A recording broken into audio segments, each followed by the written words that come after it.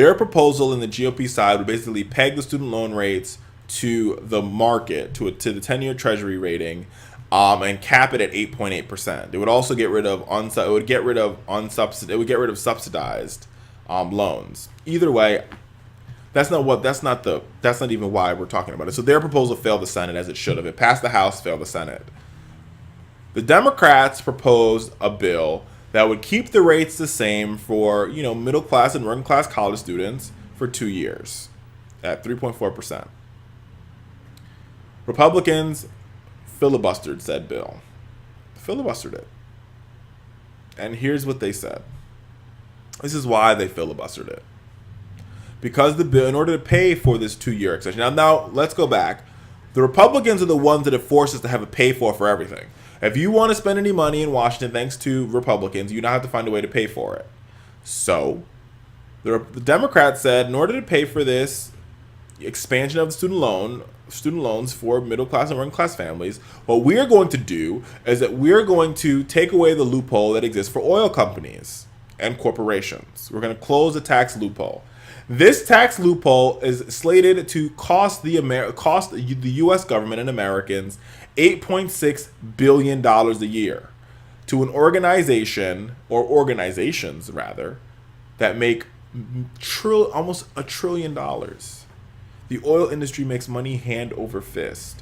Hand over fist, America. But Republicans are more concerned about protecting the oil company than they are about getting students an education. Here's the ha-ha. Here is the ha-ha.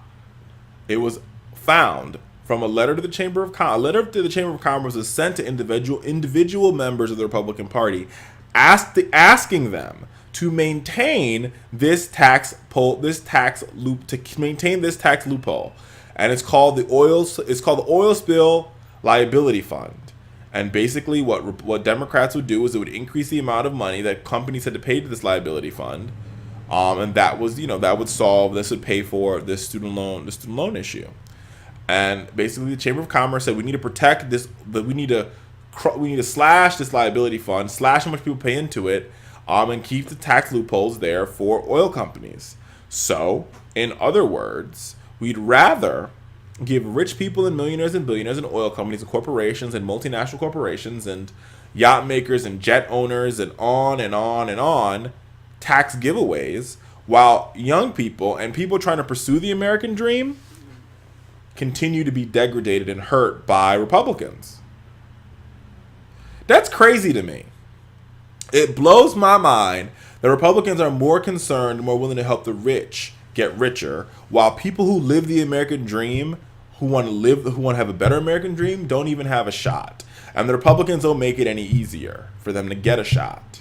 It's crazy. It blows my mind, especially when the Republicans continue to make this argument how they're the party for prosperity, and they're the party of liberty, and they're the party of the American dream, and we need a pathway to prosperity. I'll tell you what the pathway to prosperity is. The pathway to prosperity is education. And when you take away education from students, and you take away education from those middle class and working class families, how can you ever expect them to be on a pathway to prosperity? You can't. You can't. I'm sorry. It's just not possible. And to make matters worse here, we have seen nothing from the Republicans on the student loan debt crisis. They want to solve this problem because it's a PR nightmare for them, because it's going to say when people go to the polls, the Republicans raise interest rates on young people, and so they don't want that to happen. So they're going to pass these bills, but these bills actually just raise interest rate on young people as they try to say they're not doing. They are who we thought they were, America. They are who we thought they were. The good news for the student loan debt reform crisis is now, because the rates are getting ready to double in July, progressives are now paying attention to the issue. Now, like I said to you, I've told you this before and I'll say it again. I will slap the risk of progressives and I will slap the risk of conservatives when they're wrong. And this is one time where I will slap the risk of progressives, even though they're right on the situation. And here's why I'm slapping the risk of progressives. Because we've only made the student loan debt crisis an issue because it doubled, because the Stafford loans double in July. July 1st they double, so everybody cares. But 2 months ago, nobody was talking about it. We were talking about it here at the Fowler Show. Student loan debt, people were talking about it. Robert Applebaum was talking about it. Campus Progress was talking about it. Generation Alliance was talking about it. But all those groups have one thing in common. Those are groups that are for young people, ran by young people.